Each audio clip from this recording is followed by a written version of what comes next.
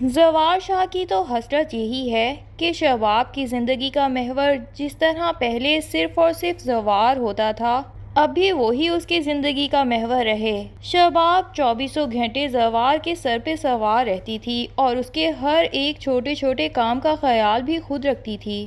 گھر میں درجنوں نوکر ہونے کے باوجود زوار شاہ نے کون سے کپڑے پہننے ہیں، کھانا کیا کھانا ہے، یہ سب شباب کے حکم کا محتاج ہوتا تھا۔ لیکن اب تو شباب کی زندگی کا محور صرف اور صرف حنین شاہ ہو گیا ہے۔ زوار کو بھی اپنے بیٹے سے بہت شدید محبت تو ہے، آخر اتنی منتوں مرادوں کے بعد پیدا ہوا ہے، لیکن وہ شباب کو اس طرح نہیں دیکھنا چاہتا کہ وہ زوار کو ایک دم اگنور ہی کر دے حنین کے لیے۔ جب نیشا سے اس کی بے تکلفی بڑھتی ہے اور نیشا اسے جھوٹی سچی اپنے بارے میں سٹوریز بنا کے اس کی ہمدردیاں بٹورتی ہے، اسے یہی کہتی ہے کہ میرے والد نے وہاں پہ دوسری شادی کر لی تھی، میں اپنی والدہ کے ساتھ رہتی تھی اور میری والدہ جو کہ ڈرنک کرتی تھیں، انہیں بھی بالکل ہوش نہیں تھا میرا یا میرے چھوٹے بہن بھائیوں کا۔ اپنے چھوٹے بہن بھائیوں کا خیال بھی صرف میں نے رکھا، ابھی بھی انہیں بورڈنگ سکولز میں ڈال کے آئی ہوں اور ان کی فیسز کا انتظام بھی میں نے ہی کرنا ہے۔ یہ تو بھلا ہو ڈاکٹر صاحب کا کہ انہوں نے یہاں آ کے مجھے کام دلوا دیا، ورنہ میرے لیے بہت مشکل ہو جاتی۔ زوار کو نیشا سے بہت ہمدردی ہوتی ہے اور پھر وہ اپنی سٹوری بتاتا ہے کہ میرا دل چاہتا ہے شباب پہلے جیسی بے شک مجھے نہ توجہ دے، لیکن آخر حنین شاہ کے ساتھ سارا دن بھی نہ اسپینڈ کرے، میرے ساتھ دن میں تھوڑا سا ٹائم تو نکال سکتی ہے۔ میں اسے کبھی کھانے پہ لے جاتا ہوں تو وہاں بھی اسے صرف اور صرف حنین کی ہی فکر رہتی ہے۔ میں چاہتا ہوں کہ تم حنین کا اتنے اچھے سے خیال رکھو کہ شباب کو تم پہ 100% بھروسہ ہو جائے۔ نہال کہتی ہے کہ آپ بے فکر ہو جائیں، میں آپ کو یا میم کو کسی بھی شکایت کا موقع نہیں دوں گی۔ زوار شاہ کا بھروسہ تو وہ اپنی باتوں سے ہی جیت چکی ہے، لیکن شباب کا بھروسہ جیتنے میں ابھی وقت لگنے والا ہے۔ ادھر نہال یہ بھی جان چکی ہے کہ زوار اور شباب کے بیچ میں اب دوریاں بڑھتی جا رہی ہیں۔ اسی چیز کا فائدہ اٹھاتے ہوئے وہ حنین کے ساتھ ساتھ اب زوار شاہ کے کام بھی کرنا شروع ہو گئی ہے۔ اس کے ناشتے کھانے کا انتظام بھی کر دیتی ہے، بلکہ کمرے میں ہی ان کو ناشتہ پہنچا دیتی ہے اور پھر اس کے کپڑے وغیرہ بھی نکال کے رکھ دیتی ہے۔ زوار شاہ کو نیشا کی عادتیں اتنی پسند آ رہی ہیں اور اسے لگتا ہے کہ شاید شباب کی کمی اس کی زندگی سے پوری ہوتی جا رہی ہے، لیکن جب تک شباب کا اس طرف دھیان جائے گا تب تک شاید اتنی دیر ہو چکی ہوگی کہ زوار کے دل سے شباب بالکل اتر چکی ہوگی اور وہ زوار کے دل میں اپنی جگہ واپس حاصل نہیں کر پائے گی۔ ادھر ذکیہ جو کہ بہت پہلے ہی یہ بات نوٹس کر رہی تھی اور فوزیہ کے بھی کانوں میں ڈال رہی تھی کہ نیشا کی زوار کے ساتھ نزدیکیاں دیکھ کے مجھے کچھ اور ہی احساس ہوتا ہے، پر فوزیہ کو اس بات سے بالکل فرق نہیں پڑتا تھا۔ نہال انہیں بری لگتی تھی صرف اور صرف اس لیے کیونکہ وہ ان کے بھائی کے قاتل کی بیٹی تھی۔ اب نیشا جیسی نوکرانی اگر شباب کی جگہ لے لے تو فوزیہ تو اس بات سے خوشی ہوگی کہ شباب جو خود کو کچھ سمجھتی آئی ہے اب اس کی جگہ آخر کوئی نہ کوئی اور لینے کے قابل ہو گیا ہے۔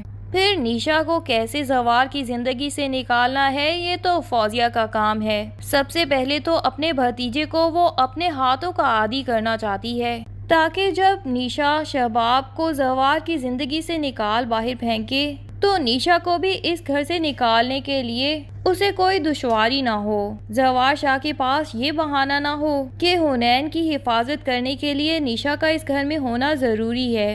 بہرحال عامر جب نیشا کو دیکھتا ہے تو ایک وہی تو ہے جس نے گھر میں نہال کو اتنے غور سے دیکھا تھا کہ اس کی محبت میں گرفتار ہو گیا تھا۔ وہ تو یہ بات سب کے ذہن میں ڈال دیتا ہے کہ ہو نہ ہو نیشا اور نہال کی مشابہت بہت ہی زیادہ ہے۔ وہ یہ بات زوار شاہ سے بھی کہنا چاہتا ہے، لیکن زوار جو کہ پہلے ہی عامر کی نیت دیکھ چکا تھا نہال کے لیے، وہ تو اب عامر پہ اعتبار بھی نہیں کرتا اور اسے ہی ڈانٹ ڈپٹ کے وہاں سے بھیج دیتا ہے۔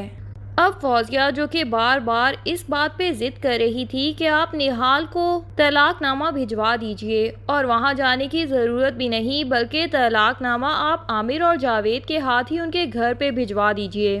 اب جب یہ لوگ طلاق نامہ ان کے گھر بھجواتے ہیں تو نہال کی ماں جو کہ اتنے عرصے نہال سے ملنے سے بے تاب تھی کہ اس سے بات بھی نہیں ہو پاتی، اور میں جب شاہ صاحب کے گھر میں جاتی ہوں تو ان کے نوکر تو مجھے باہر سے ہی دھکے مار کے بھگا دیتے ہیں۔ پتہ نہیں ان کی بیٹی کس حال میں ہوگی۔ جب وہ دیکھتی ہے کہ طلاق نامہ ان کے گھر پہ بھجوایا گیا ہے تو عامر اور جاوید سے پوچھتی ہے کہ میری بیٹی تو اسی گھر میں موجود ہے، اگر آپ نے طلاق نامہ بھیجنا تھا تو میری بیٹی کو بھی ساتھ بھجوا دیتے۔ لیکن عامر اور جاوید جان بوجھ کے شکیل انصاری کے سامنے نہال کے بارے میں ایسی باتیں کرتے ہیں کہ وہ تو پتہ نہیں کافی مہینوں سے واپس جا چکی تھی۔ آپ کی بیٹی ویسے بھی کوئی صحیح کریکٹر کی لڑکی تو تھی نہیں۔ پہلے اس نے حنین کو پھنسانے کی کوشش کی اور اس کے بعد زوار شاہ سے نکاح ہونے کے بعد گھر میں بھی مردوں کے اوپر نظر ڈالتی تھی۔ پتہ نہیں وہاں گھر سے نکل کے وہ کہاں چلی گئی ہوگی۔ شکیل انصاری تو ویسے ہی پاگل دماغ کا انسان ہے۔ وہ تو الٹا اپنی بیوی سے کہتا ہے کہ جہاں بھی جا کے منہ کالا کروا رہی ہوگی تمہیں اس کے پیچھے جا کے یا اسے واپس اس گھر میں لانے کی ضرورت نہیں۔ لیکن نہال کی ماں کو فکر ہوتی ہے کہ اگر نہال اتنے عرصے سے اس گھر میں نہیں تھی تو اسے یہاں پہ آنا ہی چاہیے تھا۔ وہ کہیں بھی ہوتی اپنی ماں سے تو کانٹیکٹ لازمی کرتی۔ ایسا تو کبھی ہوا ہی نہیں تھا کہ اتنے عرصے وہ اپنی ماں سے بالکل لاپتہ ہو جائے۔ اب اسے اور بھی زیادہ فکر ہونے لگتی ہے نہال کی، تو وہ دوبارہ سے زوار شاہ کے گھر میں پہنچ جاتی ہے کہ میں اب اپنی بیٹی کے بارے میں پوچھ کے ہی جاؤں گی کہ اگر وہ زوار شاہ کے گھر میں بھی نہیں ہے اور ہمارے گھر میں بھی نہیں ہے تو اتنے عرصے سے وہ گئی کہاں؟ زمین کھا گئی یا آسمان نگل گیا؟ یہاں گھر میں جب وہ داخل ہوتی ہے تو اسے سامنے ہی کھڑی ہوئی نیشا دکھائی دیتی ہے۔ اب ماں کا دل تو فوراً ہی پہچان جاتا ہے کہ یہ اس کی نہال ہے، لیکن نہال کو اس حلیے میں دیکھ کے تو وہ خود بھی حیران ہو جاتی ہے کہ میری نہال تو ایسی کبھی نہیں ہو سکتی تھی۔ ادھر نیشا جو کہ سب کو اتنے دنوں سے دھوکہ دینے میں کامیاب رہی تھی کہ وہ نہال نہیں ہے، اب جب اپنی ماں کو سامنے دیکھتی ہے تو ایک دم سے ہڑبڑا جاتی ہے، لیکن پھر وہ اپنی ماں سے بھی بالکل انجان بن کے بات کرتی ہے۔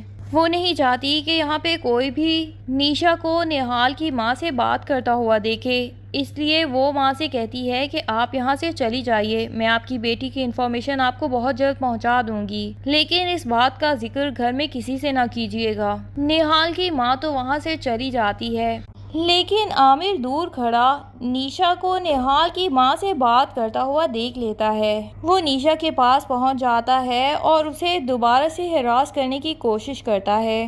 نیشا اسی بات کا فائدہ اٹھا کے عامر کے منہ سے ساری کی ساری سچائی نکلوائے گی اور اپنے موبائل پہ ریکارڈ کر لے گی، جس میں وہ اعتراف کرے گا کہ ہم لوگ تو تمہیں مار کے قبر میں بھی دفنا آئے تھے، پھر آخر تم دوبارہ زندہ کیسے ہو سکتی ہو، یا بالکل ایک ہی شکل کی دو عورتیں دنیا میں کیسے ہو سکتی ہیں، اور پھر وہ دونوں اسی گھر میں آ جائیں، ایسا کیسے ممکن ہے۔ یہ ریکارڈ کر کے وہ زوار شاہ کو دکھائے گی اور زوار شاہ تو حیران ہو جائے گا یہ جان کر کہ صرف اس کے بہنوئی نہیں بلکہ اس کی بہنیں بھی اس برے کام میں ملوث تھیں، اور انہوں نے زوار شاہ کو بتانا تک پسند نہیں کیا کہ وہ اس کی بیوی کو مار چکے ہیں، اور کس طرح اسے مجبور کر رہے تھے کہ تم طلاق بھیجو اور اسے زندگی بھر کے لیے فارغ کر دو، اور طلاق دینے بھی خود مت جاؤ بلکہ ہمارے تھرو ہی دلوا دو۔ اب زوار جو کہ پہلے ہی شباب سے تو دور ہو چکا ہے، اپنی بہنوں سے بھی دور ہو جائے گا